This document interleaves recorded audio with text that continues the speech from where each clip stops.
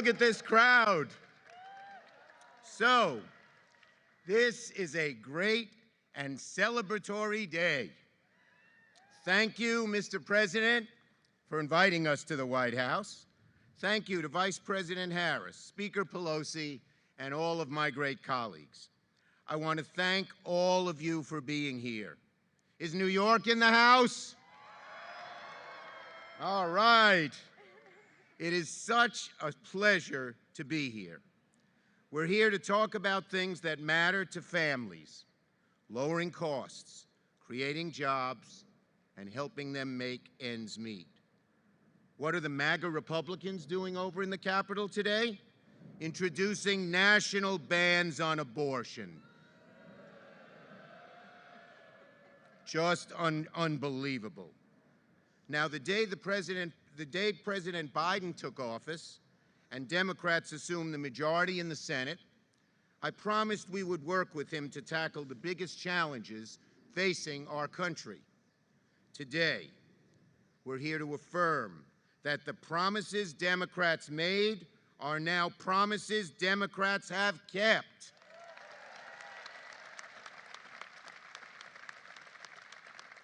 And we're going to keep going. The Inflation Reduction Act, passed by Congress a month ago, will go down as one of the most important legislative feats in decades. Thanks to this bill, Americans will see their energy costs come down. They will see drug costs go down, especially seniors on Medicare who struggle to afford insulin. We're going to create millions of good-paying jobs for years to come. And we will cut emissions by 40% by the end of the decade with the boldest clean energy package in American history.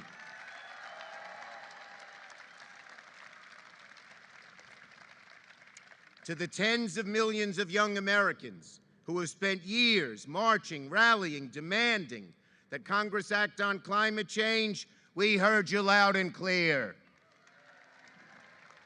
To all of our friends in the environmental movement who never gave up, thank you, thank you, thank you. Just 1 month into the enactment of the bill, companies like Toyota and Honda and LG Energy and First Solar and Panasonic and so many others have already announced billions, that's billions with a B, to build new factories, develop new technologies, and hire new workers right here in this country.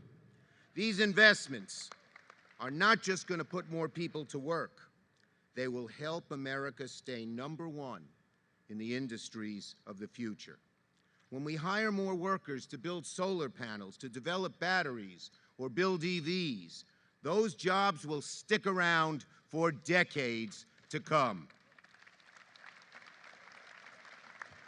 It'll make a world of difference for our economy compared to just a few decades ago, when too many jobs had a limited life here in America before being shipped overseas. But not these jobs, no. These new jobs are going to stick around for a long, long time and keep America #1 in these industries which are so crucial to the future of our globe. And to think, folks, to think, with the challenges we face, not a single Republican joined us to make these new investments and new jobs possible. Not one. That's the difference between the two parties in a nutshell. While MAGA Republicans are fixated on their extremist agenda like a national abortion ban, Democrats are focused on creating jobs, lowering costs, and bringing the country together. You know, it's been a long time, frankly, since the American people have felt Washington's capable of doing big things to meet big challenges. Under former President Trump and MAGA Republicans, it was hard to blame them for feeling that way. But the story's very different under Democratic leadership. For years, the naysayers said we could never take on the big drug companies and lower prescription drug costs, but we did and we won. They said we could never get tough on climate change, but we got it done. And they said we'd never close tax loopholes for the wealthy and make the rich pay their fair share, but we got all these things done in a single bill.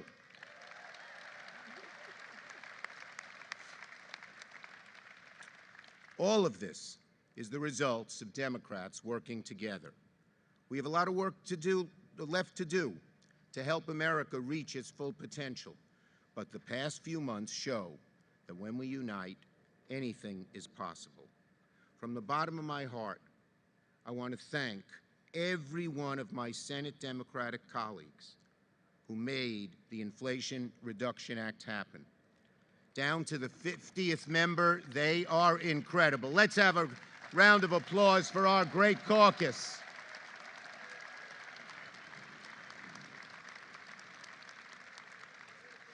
In normal times, getting any one bill through the Senate is difficult. But to pass the Inflation Reduction Act with only 50 Democratic votes in the Senate over an intransigent Republican minority shows how dedicated and persistent our caucus is. I applaud you all.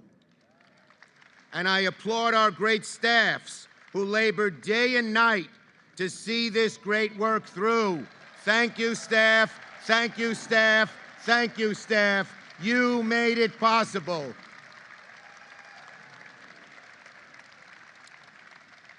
And of course, I want to thank Speaker Pelosi and every one of my House colleagues who worked to pass this bill. It's been a long process, but the House Democratic Caucus stayed the course, worked incredibly hard, and made this moment possible.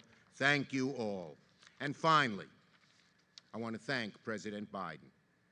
We would never, never have gotten the Inflation Reduction Act done without his steady hand. For over a year and a half, he dared us to dream big, pushed us to aim high, and urged us to never let go of our promise to the American people, especially on climate. Like the rest of us, he persisted and persisted to push this bill over the finish line. He has restored dignity, respect, and a sense of action back to the Oval Office. So thank you, President Biden, for your incredible leadership. Americans are seeing what it looks like to have a president and a Congress that's focused on delivering results to make their lives better. Thank you for being here. Thanks for your tremendous work. On to future victories, everybody.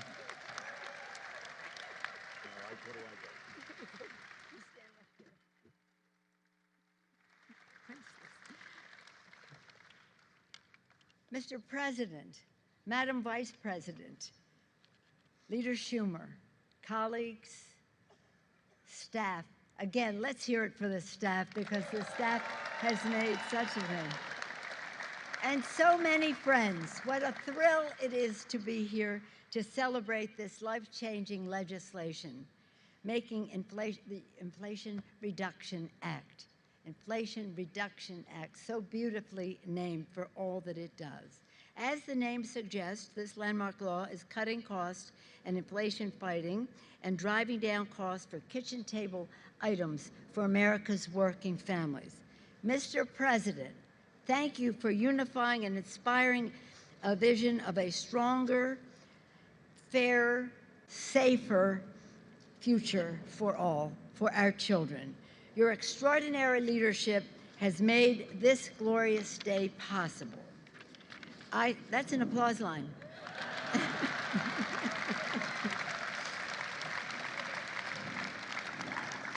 Jill was applauding.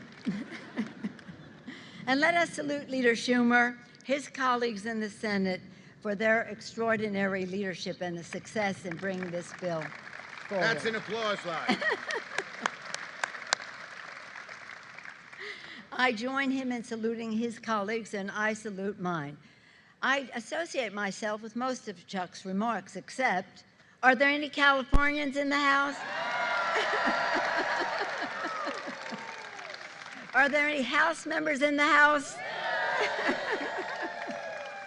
I want to salute all of my colleagues, especially our chairs. for making this day possible.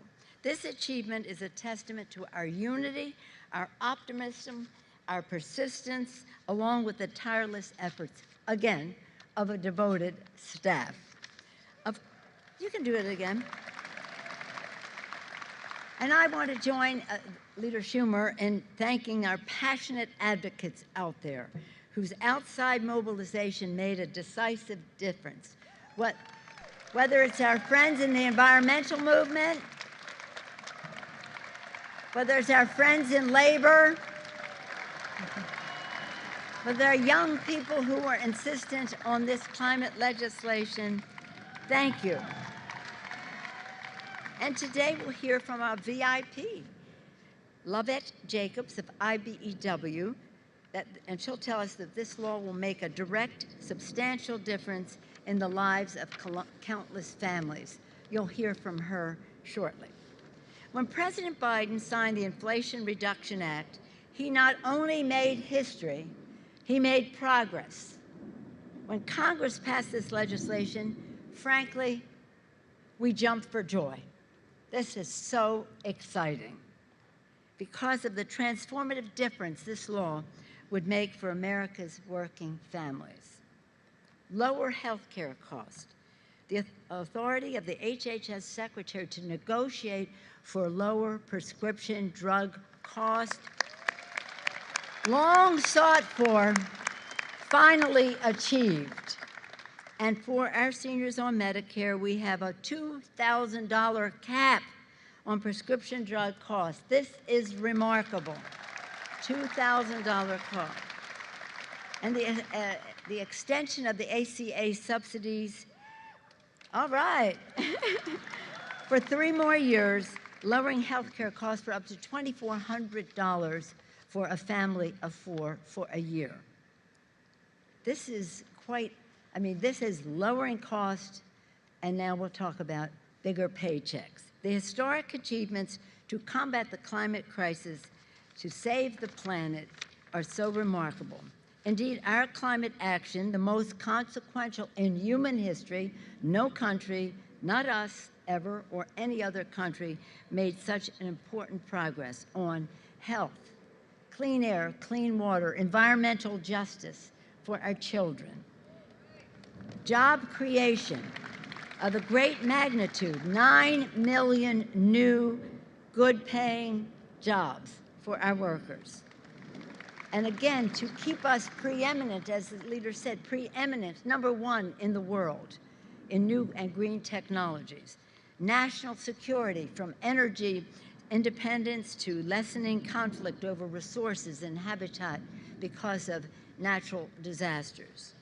And our values. If you believe, as I do, that this is God's creation, and we have a moral responsibility to be good stewards of it, but even if you don't, we all agree that we have a responsibility to our children to pass on this planet in a responsible way. Thank you all for making this possible. And important, the law reduces inflation, and it reduces the deficit. And as the leader said, it is fully paid for by making the biggest companies and the wealthiest pay their fair share. Under the president's leadership, and with the stroke of President Biden's pen, we have achieved a monumental victory for America's working families. Indeed, this law fits comfortably among other landmark laws signed by the president. The rescue package to put shots in arms, money in pockets, children in school, people back to work safely. The bipartisan infrastructure bill with a commitment to environmental and economic and social justice. The CHIPS and Science Act, which supports diversity and inclusion and new people being involved in, again, keeping America #1. And the PACT Act, to honor the service of our men and women in uniform, which is a big environmental bill. Of course, this public safety legislation, which we have celebrated here very much a part of it. Quite a package, unprecedented, Biden-inspired, as president who put forth an agenda of fairness, justice, inclusion, and diversity, always for the children. We made history, we made progress, and together we have put people over politics. Thank you, Mr. President. Thank all of you. God bless America, from sea to shining sea. Thank you. Oh, we leave it.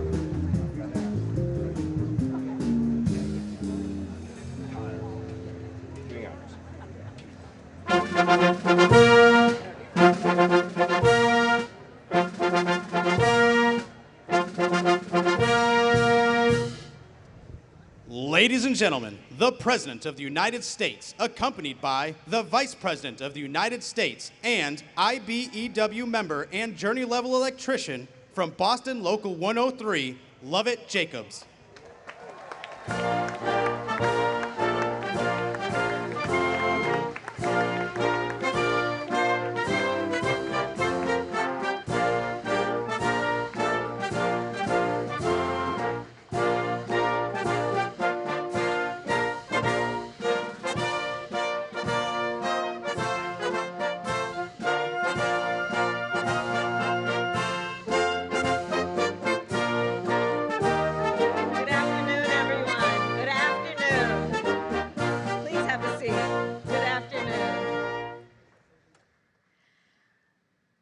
What a beautiful day.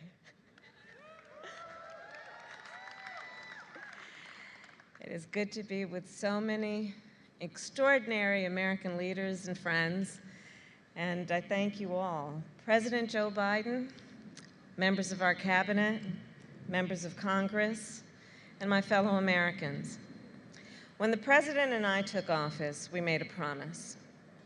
In the face of profound crises, and after years of gridlock, we promised the American people action. We vowed to build an America in which every person, no matter where they start, has the opportunity to succeed and to thrive. Over the past year and a half, because of the leadership of President Biden, we are delivering on that promise.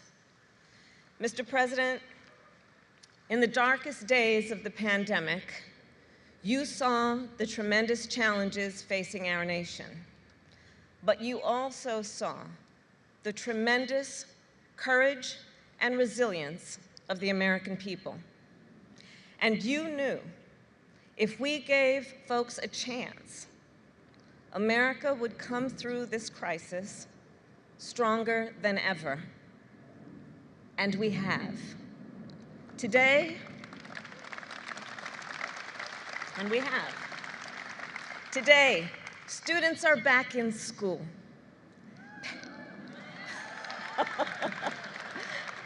Mostly the parents clapping there. Parents are back at work. Small businesses are growing and thriving again. And for decades, leaders in Washington talked about rebuilding our nation's infrastructure. Well, we are doing it.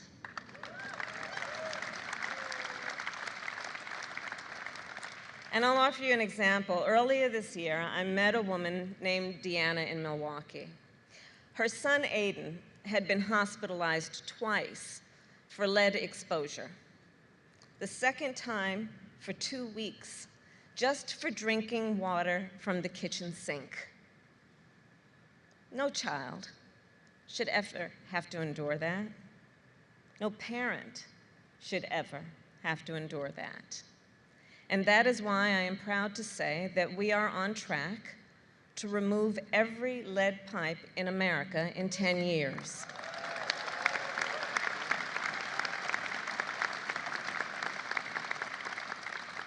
And today, we are gathered to celebrate another historic step forward for our nation.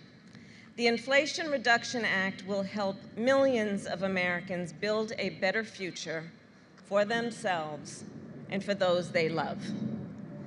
In a moment, the President will speak about the many ways this law will benefit our nation. I'd like to focus on one. For my entire career, whether I was District Attorney of San Francisco, Attorney General of California, or a United States Senator, I've worked alongside so many of the advocates here and leaders to protect our communities from the climate crisis. And in that time, I have seen what we have all seen.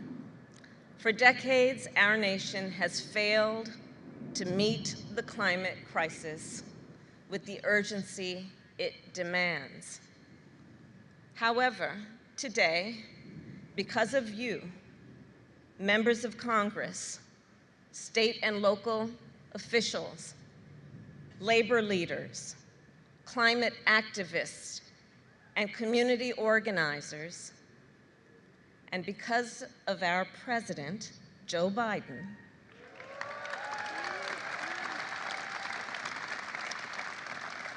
America is leading on climate, not just with declarations, but with action.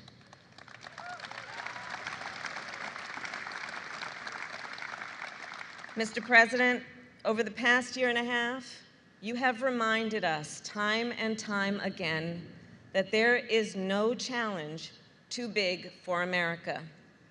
You have reminded us just how much we can accomplish when we work together.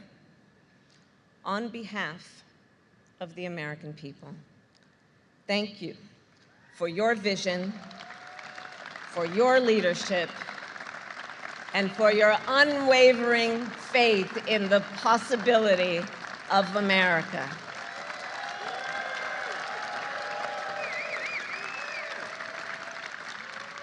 And it is now my honor to introduce a leader who is helping turn that possibility into reality, a proud union worker and fifth-year electrical apprentice at IBEW Local 103 in Boston, Lovette Jacobs.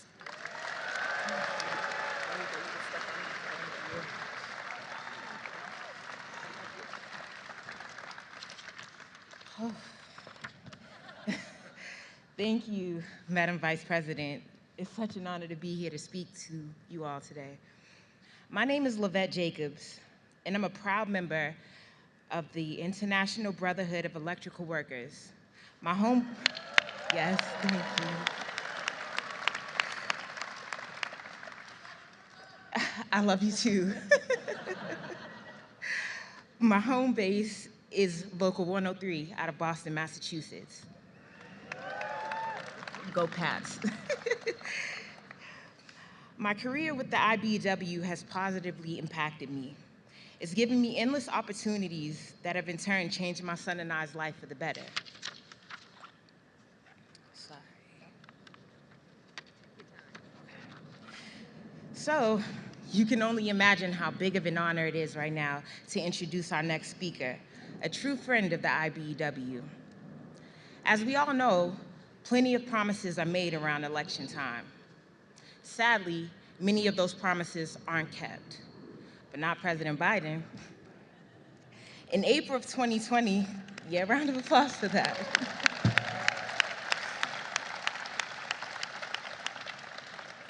In April of 2020, when the pandemic was on the rise, I got a chance to have a Zoom conversation with the president. I told him how I lost my job due to COVID and explained how tough it was to be laid off so suddenly. During that conversation, not only did the president give me encouragement, he also let me know that he understood how valuable our workers in the country are and how important it was to take care of our workers. When he got elected, he put those words into action. Mind you, the IBEW was one of his earliest supporters when he decided to run for president.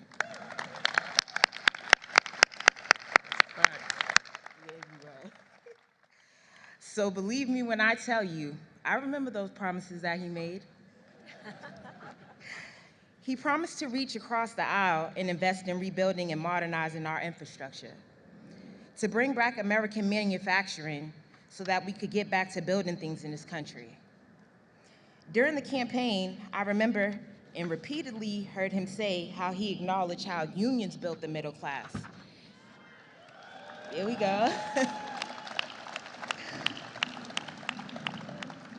And he also stated that he would be the most pro-worker president that we've ever had.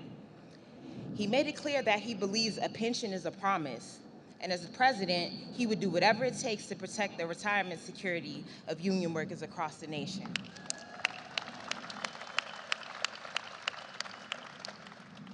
He also promised to be a jobs president by putting blue-collar America to work to rebuild our economy. 2 years later, I think we all can agree. Promises were made and promises were kept.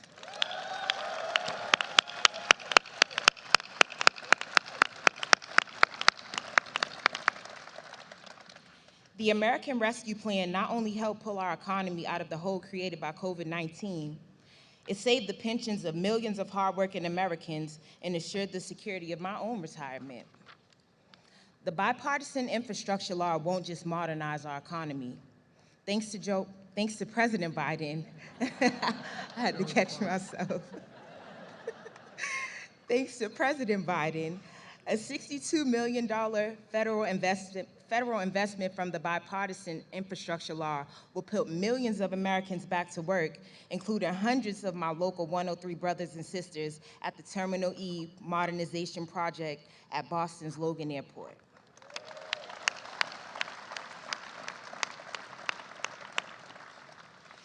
The CHIPS Act will make America a global leader in advanced manufacturing again, ensuring that semiconductors crucial to today's technology are made right here in the USA, not China.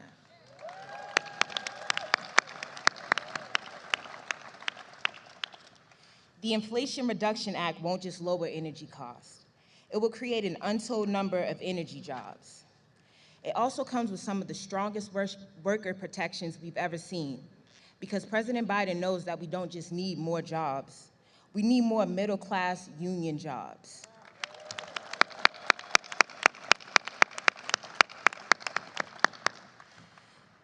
Joe Biden kept his promises to working America, and for that, I'd like to say thank you. Thank you.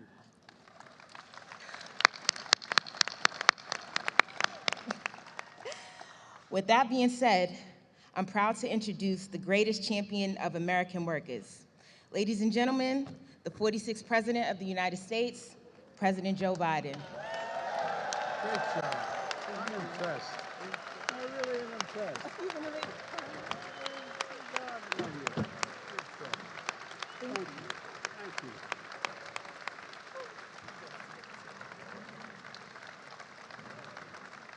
Thank you, thank you, thank you, thank you. Hello, everyone back there. What a great, great crowd. And I tell you what, if I thought I could have ever spoken as well as you did when I was your age, I'd have never thought of being president. No, really, thank you. Please have a seat. With your permission, I'm going to take my coat off. That doesn't mean I'm going to speak any longer. Folks, welcome to the White House, everybody. And thank you, Lavette, for this. This law is for you and for the millions of people like you, good, decent, hard-working Americans. And how about James Taylor, a voice that heals our soul and unites the nation, and a good friend. I don't know where, James is probably smart enough to be under the shade of the tree over there, or I've taken off. But James, thank you, thank you, thank you. And we're joined by many champions for the American people. The first one of my best champions, is the First Lady, Jill Biden. I thought she was teaching, but she's here. Vice President Harris, who's not only a great vice president, but become a great friend. And the second gentleman, as well as Speaker Pelosi, and Leader Schumer, and Joe Manchin. Joe, thanks for sticking with what you said you'd do. Appreciate it. And the committee chairs who worked for almost 2 years to make this law real. And all the House and Senate Democrats who stood together and never, ever, ever gave up. This couldn't have happened without every single one of you, and that's in the literal sense in the Senate. Every single one was required because the other team didn't want to play. And all our distinguished guests, CEOs, advocates, activists, thank you for joining us. And what a great day.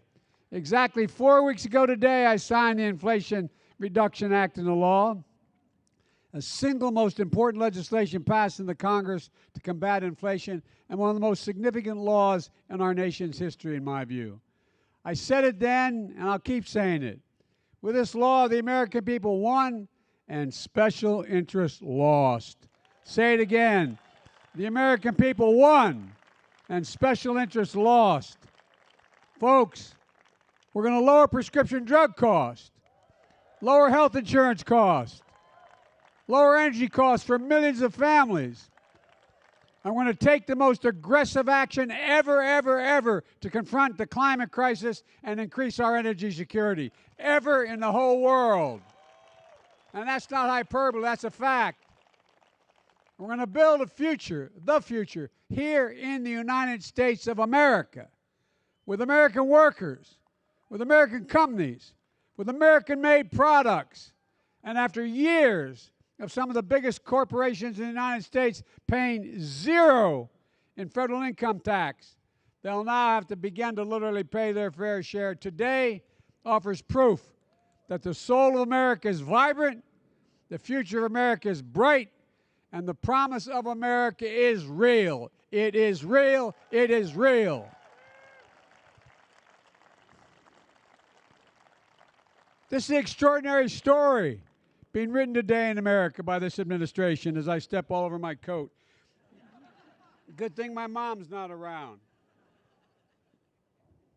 But look, you're an awful lot of brave allies out there in the Congress. You took a lot of heat, and by so many determined advocates and activists all across the country.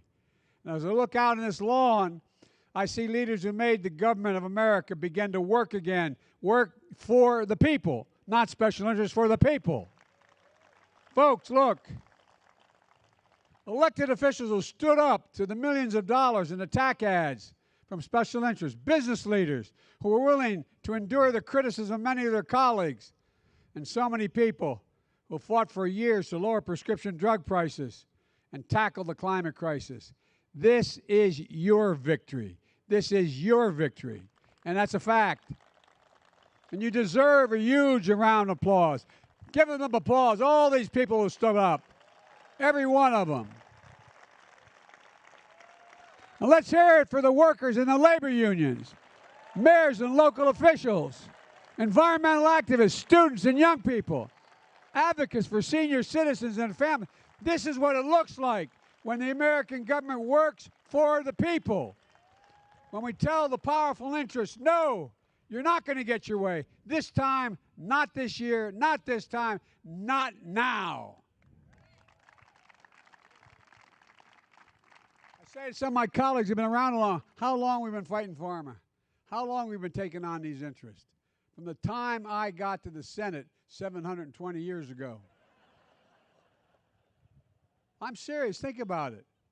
Let's be honest. Passing this law wasn't easy. I proposed it as soon as I got here, basically. And I've said that day that I was determined to work with Republicans. And I've done that on historic laws like the infrastructure law. Republicans came across the aisle and they've worked with us. And we got it done. Over $1.2 billion to reshape this nation's infrastructure. The CHIPS and Science Act and the PACT Act for veterans and their families. In fact, I think it's fair to say we've achieved more bipartisan agreement in these nearly 2 years in my presidency than anyone thought was even remotely possible when I entered office. So I thank the Republicans who stood up. And I'm proud of it. It's been good for the country. But I believe Republicans could have and should have joined us on this bill as well.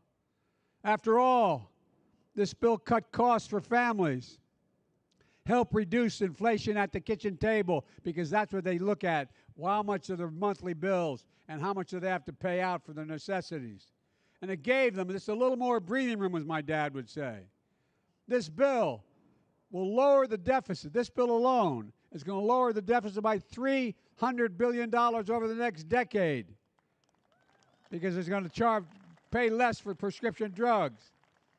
And that's on top of the $350 billion we reduced the deficit my first year, $350 billion reduction.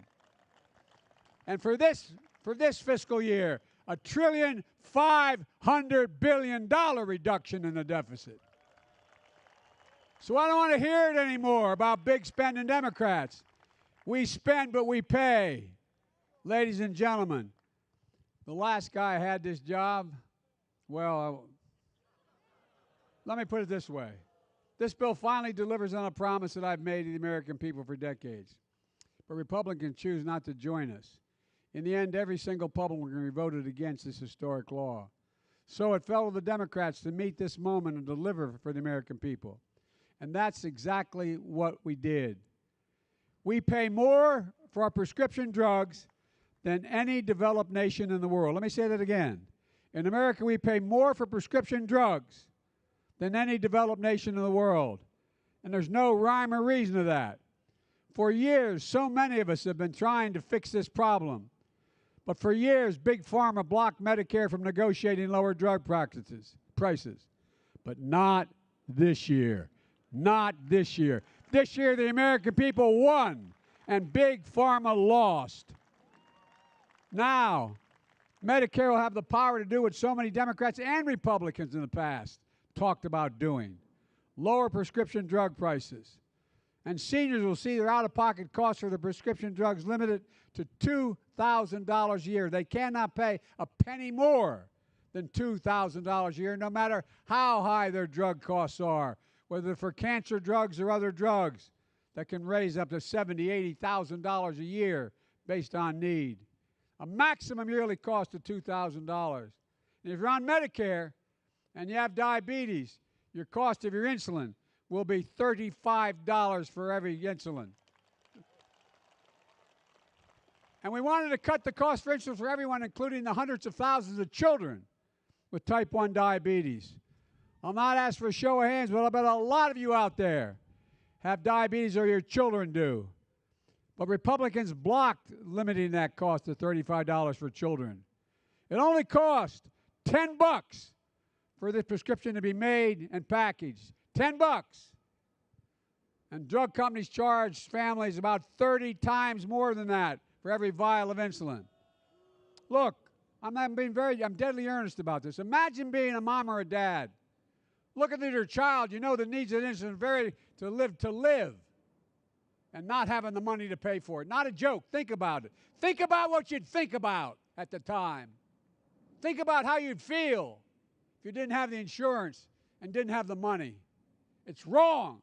It's not who we are, and we're going to fix that too.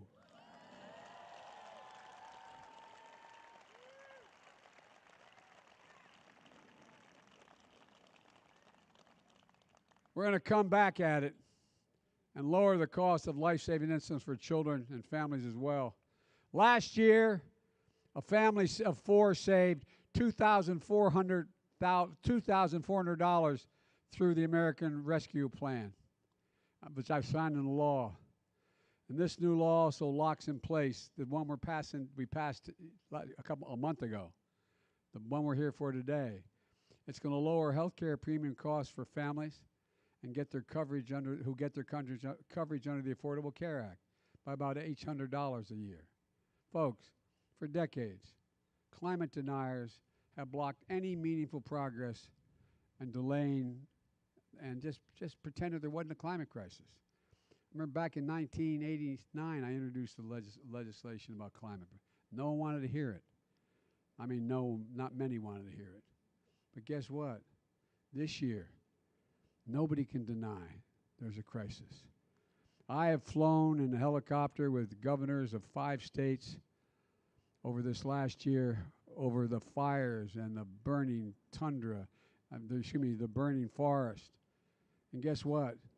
More land, Gov, has been destroyed in the United States of America than the entire your state of New Jersey from top to bottom. That's how much land has been wiped out.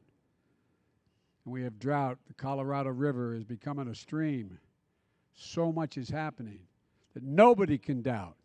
Nobody can any longer doubt that the climate crisis is real, and we're beginning to respond to it. But folks, nobody ever in history, nobody this year, the American people won, the climate deniers lost, and the Inflation Reduction Act takes the most aggressive action to combat climate, as the speaker said, ever. Over $360 billion. Folks, it offers working families thousands of dollars in energy savings with tax credits and rebates to buy new and efficient appliances. Weatherize their homes, saving hundreds of dollars a year because they're not going to have the heat seeking out through the windows or doors or the air conditioning. It provides tax credits for purchasing heat pumps, rooftop solar, electric stoves and ovens, and so much more. It gives a tax credit up to $7,500 to buy a new electric vehicle or a fuel cell vehicle made in America. And for the first time, you can get a tax credit if you buy a used electric vehicle. American automobile companies and American labor are committing billions of dollars and a great deal of hard work and ingenuity to make electric vehicles and batteries. Because of the infrastructure law, we're going to have 500,000 electric charging stations on our highways across America installed by the IBEW. And they're all going to be made in America.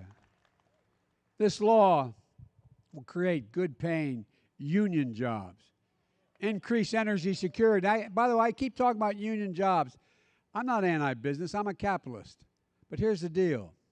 The reason I push everyone to use union labor is because they're the most skilled labor in the world. The end of the day, let's hear this out for real. The end of the day, you pay a little more to get the best, but it lasts a lot longer, it's a lot more certain, and it does things that nobody else can do. And by the way, when I hear people say, Biden, you're talking about union, and what about all these people go to college? Guess what? Try being a IBEW member that introduced me. 5 years of apprenticeship. 5 years, like going back to college plus a year. 5 years. You're getting paid, but you're not getting paid a regular salary.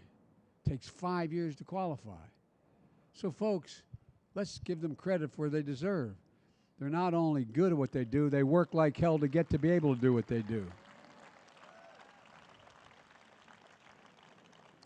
Look, And this legislation is going to help us triple wind power, unleash American manufacturing to own the global market on electric vehicles. We're going to fight the environmental justice and create clean energy jobs and apprenticeships in frontline, fence-line communities that have been smothered by the legacy pollution. Tommy, Senator Carper, I was going around today meeting the people, a lot of people out here inside. And one woman said, I'm from Delaware. Remember Route 9? Tommy don't know what Route 9 is about. It's one of those fence-line communities where all of the pollution, all those factories. You know, I grew up in a little town called Claymont, Delaware, when I was a kid. And it's right on the Pennsylvania state line. We're the largest refineries in the world. More refineries and in that area than anywhere, including Houston at the time. Mom would drive me to school going to third grade at Holy Rosary. She'd turn on, when there was a frost on the window, literally, you'd turn on the windshield wiper and there'd be an oil slick in the window. That's why we had the highest cancer rates of any state in the nation for a long time. Folks, they're the people under my leadership who are going to get help first. They're going to be the people helped first.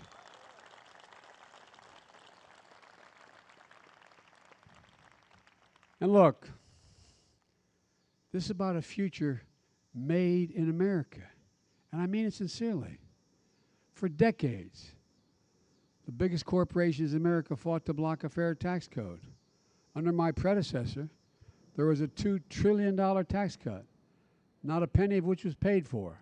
And it mainly benefited the wealthiest 1% of the American people and the biggest corporations.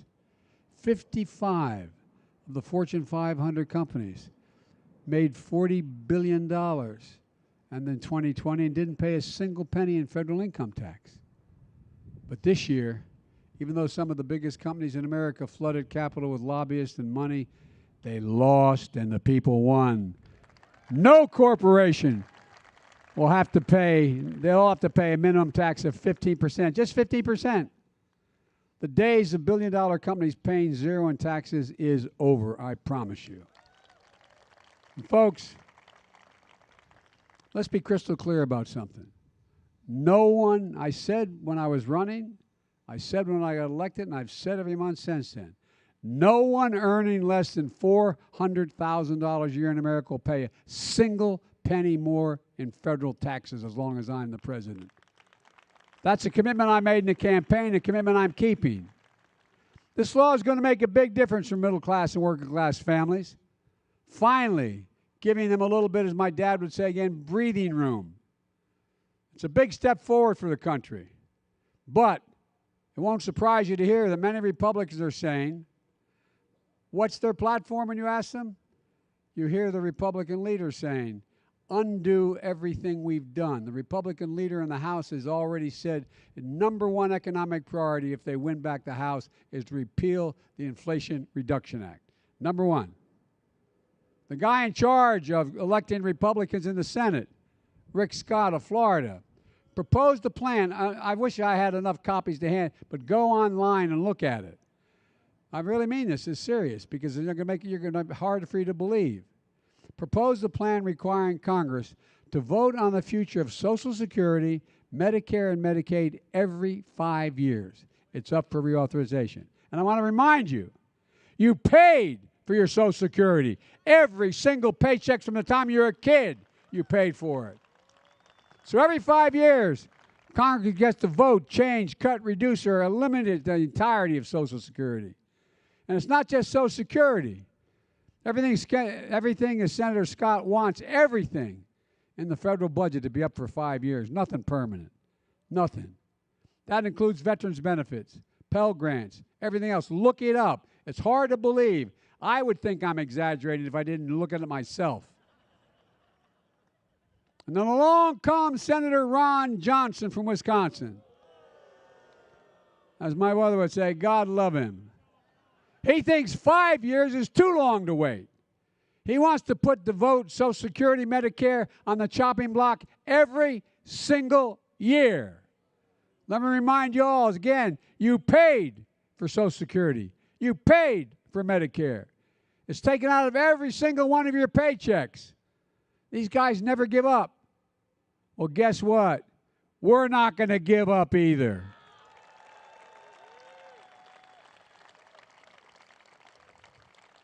We're often told there's nothing to get done in Washington. Too often, we confuse noise with substance. Too often, we confuse setbacks with defeat. Too often, we hand the biggest microphones to the critics and cynics who delight in declaring failure, while those committed to making real progress do the hard work of governing. Making progress in every country as big and complicated as ours is difficult. It is not easy, and it never has been. But I know with conviction, commitment, and patience, progress does come, and it's coming now. And when it does come, people's lives are better off. All people. The future becomes brighter. The nation is transformed. Look what we already accomplished together. The historic American Rescue Plan has taken us from economic crisis to economic resurgence. Jobs are up. People are back to work. Since we came to office, we've created nearly 10 million jobs, a record for any presidency up to this point. 3.7% unemployment, nearly a 50-year low in this country. More small business created than any time before in our history. And American manufacturing is coming back. 6,680 manufacturing. Where's it written that says America can't lead in manufacturing? Where is that written? And guess what? For all the criticism I got and the help you gave me for gas prices, they're down more than $1.30 a gallon since the start of the summer. We're making progress. We're getting other prices down as well. But we have more to do, but we're getting there. We passed the once-in-a-generation infrastructure law that's going to modernize America's roads, bridges, ports, airports, deliver clean water, high-speed internet to every community, eliminate every lead pipe over the next 10 years, go in every home, in every school. Look, I signed the first meaningful gun safety law in nearly 30 years. You did it. I signed it. But guess what? I'm not stopping here. We are going to ban assault weapons. There is no godly reason for them. We just passed one of the most significant veterans' health care pacts in a decade, the PACT Act, providing veterans and their families who lived exposed in the area in Afghanistan, Iraq, and other places, exposed to burn pits, 8, 10 feet deep, size of a football field, with everything from jet fuel to other pollutants to sometimes human bodies in that pile, breathing it day in and day out. And so many coming home with cancer, so many not coming home. We made a sacred commitment. I made one and you all did too. That whoever we send into harm's way, we give them all they need to do the job when they're there. And we take care of them and their families when they come home, and we're going to do that. We're going to do that. We just passed a groundbreaking Chips and Science Act. It's going to ensure that the technologies of the future are made in America. At least 10,000 jobs. These are good-paying jobs, by the way. Decent jobs. And what we're talking about here, you know, it used to be, I know my colleagues are tired of hearing me saying it, but we used to invest almost 2% of our entire GDP 30 years ago or longer in research and development in America. That's why we led the world. Now we're doing about 0.7%. We used to be number 1, now we're number 9. China used to be number 8, now they're number 2. And the rest of the world is coming up. And now the Inflation Reduction Act. All this progress was declared a failure before it was a success when we introduced it. We didn't give up, though. We kept at it. We had a vision, a plan, and we stuck to it. And the result is we're getting the job done for the American people, and we're just getting started. Together, we'll champion investments that lift all American working families, provide for the future for our kids. I know it's been a hard few years in this country. The challenges we face are among the most difficult in history. But I have to tell you, as I stand here today, and a lot of you know me well, I am more optimistic than I've ever been in my entire life about America's future. We just have to remember who we are. We are the United States of America. There is nothing we've ever set our mind to, nothing that we've not been able to accomplish. Nothing beyond our capacity. And to just remember who we are. We stand together. There's nothing beyond our capacity. May God bless you all, and may God protect our troops. Thank you, thank you, thank you.